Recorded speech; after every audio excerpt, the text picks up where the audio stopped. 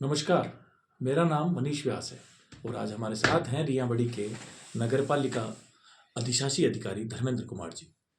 धर्मेंद्र कुमार जी कहते हैं कि जिंदा है तो जिंदगी की जीत पर यकीन कर, है कहीं स्वर्ग तो उसे लापटक जमीन पर।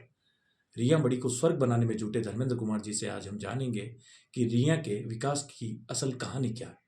धर्मेंद्र जी, रियाबड़ी एक नवगठित नगरपालिका है। इस नवगठित नगरपालिका में आप जो विकास की इबारत लिख रहे हैं, इसकी शुरुआत कहाँ से होती है? सबसे पहले तो आपको गणतंत्र दिवस की हार्दिक शुभकामनाएं। जब मेरा यहाँ पदस्थापन हुआ तो मैंने देखा यहाँ संकरे रास्ते, पतली गलियाँ और जगह जगह खड्डे, रास्तों पर पानी भरा हुआ, जगह जगह कचरे के ढेर और बेतरतीब ठेले लगे हुए, ट्रैफिक की जाम की समस्या। तो मैंने इन सब समस्याओं को और लोगों को होने वाली परेशानियों को देखा और निर्णय लिया। इन सबसे पहले अतिक्रमण हटा के सड़कों को चौड़ी किया जाए। तो ये एक बहुत बड़ा कार्य था। इसमें बहुत बड़ा साहसिक निर्णय भी था। हमारे माननीय विधायक महोदय श्री लक्ष्मण राम जी कलरू के मार्गदर्शन में वो मैंने सबसे पहले लोगों को यहाँ मोटिवेट किया और इस अभियान में कुछ लोग हमारे साथ थे, हमारे खिलाफ भी थे, विपक्ष में भी थे। जब हमने इस कार्य को धरातल पर लाने का प्रयास किया, अतिक्रमण को हटाया, अतिक्रमण हटाने के बाद जब निर्माण हुआ तो शहर की एक सुंदर छवि सामने आई। तो जो लोग हमारे अगेंस्ट थे, खिलाफ थे, वो भी आज वाही वाही करते नहीं थक रहे हैं। अतिक्रमण एमएलए साहब से भी हमने कई बार चर्चाओं में ये सुना है कि वो कहते हैं कि रिया मेरे दिल के करीब है और आपने उनके दिल को संजो कर रख दिया। अतिक्रमणों को लेकर कोई कहानी बताए कि कहाँ कोई ऐसा किस्सा जो आपको याद आ रहा हो कि वो आपके लिए बड़ा चैलेंजिंग था। यहाँ एक रिया बड़ी से रोज सी जाने वाले मार्ग, वो 10 फीट मुश्किल, लगभग 10 फीट चौड़ा था। तो वहाँ जाम की बहुत ज़्यादा समस्या थी। एक बार की घटना है, कोई परसों परसों के लिए कोई एक एम्बुलेंस का वाहन आ रहा था, उस महिला की तब समय पर डिलीवरी नहीं हो पाई। हाँ, सही समय पर डिलीवरी नहीं होने के कारण उसकी मौत हो गई। ओह। तो जब मैंने लोगों से सुना तो फिर मैंने लोगों को वहाँ मोटिवेट किया, मुझे ये अतिक्रमण हटना चाहिए। और बहुत ज़्यादा अतिक्रमण था, लोगों की भी मांग थी, जनमानस की मांग ये थी भाई अतिक्रमण हटे ताकि इन्हें सुगमता के साथ आवागमन हो सके।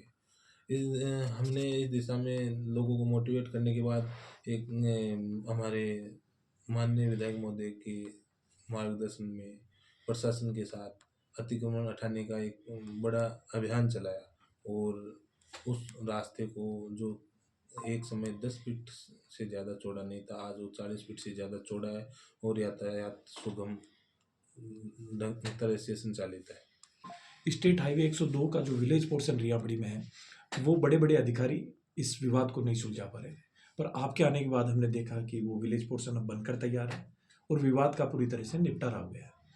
इसके पीछे की कहानी बताइए, इसकी सक्सेस स्टोरी क्या रही है?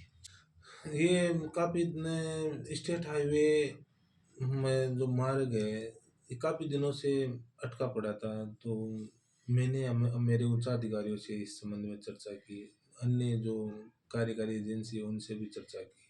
उनको गांव वाले और शहरवासियों को जो समस्याएं आ रही थी उनके बारे में उनको अवगत कराया और पर्सनली व्यक्तिगत रूप से उनसे मिलकर इस कार्य को जो रास्ते में अतिक्रमण था और कुछ जगह उनको भी हटवाया और बहुत अच्छी तरह से विभागों से समन्वय करते हुए कार्य को आज अंजाम तक पहुंचाया। आज हम देखते हैं कि रियाबड़ी में जगह जगह स्ट्रीट लाइट नजर आ रही है। जो रियाबड़ी कल तक अंधकार में डूबा था, आज वो शाम की 6 बजते ही वहाँ उजाला दिखाई देता है। स्ट्रीट लाइटों के इस प्लान को एग्जीक्यूट करने के पीछे किसका दिमाग था? कैसे आपने इसको एग्जीक्यूट किया?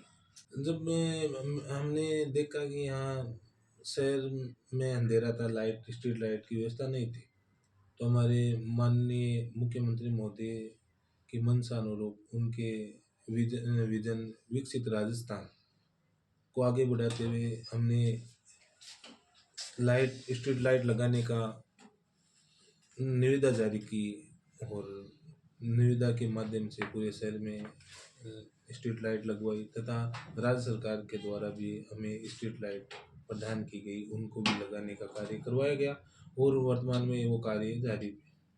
कई कॉलोनियाँ जो अविकसित थी, जिनमें कई दिक्कतें थी, इन कॉलोनियों में सीसी रोड नज़र आ रही है, पक्की नालियाँ नज़र आ रही है। कितने करोड़ के आपने अब तक रियाबड़ी में डेवलपमेंट कार्य करा? रियाबड़ी में कई क्षेत्रों में विकास की बहुत ज़्यादा मांग थी, जो क्षेत्र वंचित थे, जहाँ बहुत ज़्यादा सख्त आवश्यकता थी, कीचड़ बढ़ा रहता था, लोगों को काफ़ी परेशानियाँ हो रही थी। लोगों ने मेरे को अवगत कराया, तो मैंने उन जगह का मौका देखा। वहाँ घनी आबादियाँ बस चुकी थी, उन आबादियों को में हमारे तकनीकी टीम द्वारा निविदाएँ जारी किए जाकर वहाँ निर्माण कार्य करवाए गए। हमने जहाँ भी जो क्षेत्र लगा भाई यहाँ विकास की सख्त आवश्यकता है, उसको सबसे पहले चुना और वहाँ विकास कार्य करवाए। आज आज दिनांक तक हमने लगभग 5 करोड़ के आसपास विकास कार्य करवाए, जो इस सीमित समय में सीमित संसाधनों के साथ जो हमने कार्य किया वो काफ़ी हमने अच्छा कार्य करने का प्रयास किया।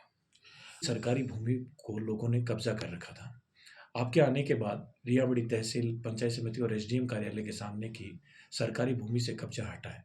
इसके अलावा भी जो लुंगिया में मॉडल स्कूल के पास सरकारी ज़मीन पर कब्जा था, वहाँ आप एफएसटीपी प्लांट का निर्माण करा रहे हैं। कब्जा आपने हटाया है। तो सरकारी भूमि से जो कब्जा हटाया है, इसके पीछे की कहानी क्या है? ये जो तहसील परिसर और उपखंड कार्यालय उसके सामने सरकारी भूमि थी, उस पर काफ़ी वर्षों से लोगों ने कब्जा कर रखा था। हमने वहाँ उस रास्ते को अतिक्रमण मुक्त कराया। आज वो रास्ता वो काफ़ी चौड़ा है, आने जाने में सुगम है। और जो हमने एफएसटीपी के लिए जो भूमि आवंटित हुई, वहाँ भी लोगों ने कब्जा कर रखा था। वहाँ भी कब्जे को उठाते हुए एफएसटीपी का कार्य संचालित है, वर्तमान में कार्य चल रहा है।